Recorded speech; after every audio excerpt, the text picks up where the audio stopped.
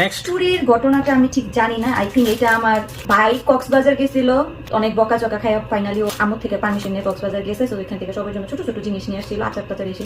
আমি বলছি আমার আচার পাঠাইতে না, কক্সবাজার আচারের মধ্যে বালু দিয়ে ভরা থাকে। সো ও মনে হয় এটা দেওয়ার জন্য কিনছে। আমি বলছি ভাই চুরি দিও, ওর কোনো কোনো আউটফিটের সাথে ম্যাচিং করে করতে পারবো। সো এটা আমার কলেজার টুকরা কিনা দিচ্ছে, আমার এক কলেজার টুকরা আরেক কলেজার টুকরার জন্য কিনা দিচ্ছে। তার মানে আমার জন্য এটার ভিতরে সারপ্রাইজ গিফট আছে, রাইট? সবার জন্য তো বলছো যে আমার শালা কিনছে, ঠিক না? আর এইখানে আমি কিছু এক্সট্রা জিনিস অর্ডার করছি, এগুলো কখন আমার আউটফিট আমি ট্রাই করলে তোমরা দেখতে পারবা। এই এক্সট্রা জিনিস এখানে থাকুক। এটা কি? ও এটা হচ্ছে গিয়ে আমার একটা লেহেঙ্গার জন্য আমি টার্সেল আনাইছিলাম। আর এইটা মনে হয় দীপুর। এটা কি? Oh that's my special pyjama. Pocket দেওয়া যে পাঞ্জাবির সাথে পরা I like the color. তো তোমারটা এই সাইডে রাখতেছি, ওকে?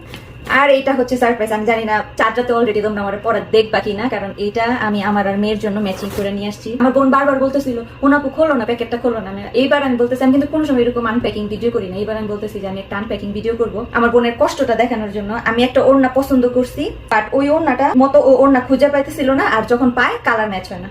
পরে আমি বলতেছি কি আমি চাই ওইটার মধ্যে ছোট ছোট স্টোন থাকুক। ও একটা একটা করে স্টোন বসাই দিয়েছে ওনার মধ্যে হাত দিয়ে। আরে আমার কলেজের জানি কত কষ্ট হয়েছে, কত সময় লাগেছে। ওর দুইটা ছেলে, ও এরকম না যে এখন বাবার বাড়িতে কাজ টাজ ছাড়া থাকে, একটা একটা করে ও বসাইছে স্টোন গুলা। আর তারপর আমি বলছি যে তুই বসাইছিস খুব ভালো কথা, মানে ছড়াই ছড়াই দিতি, মানে অল্প 4-5টা দিতি, মানে অনেকগুলা বসাই দিছে, এগুলো পুরো হাতে বসাইছো।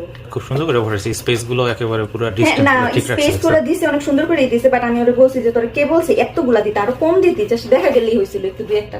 আমি বলে দিছিলাম শোনো এটা ফাইজানি না, ওর অনেক কষ্ট হয়েছে। সো এইটা আমি দেখানোর জন্য আমার ও কালকে থেকে আমার বলতেছিল আপু খোলো খোলো খোলো, আই ওয়াজ লাইক তুই তারা ওয়েট। না, দ্যাটস ভেরি টাইম কনসিউমিং। মানে আমি তো এটা চিন্তা করতে পারবো না, মানে একটা একটা করে বসাইছে রে আমার কুলজা। তো সে কি আমাদের চাররাতের মামের আউটফিট, জানি না চাররাতে পরবো কিনা, কারণ মোস্ট অফ দ্য টাইম আমি রোজার সময় বলে আছে, রোজার সময় টায়ার্ড।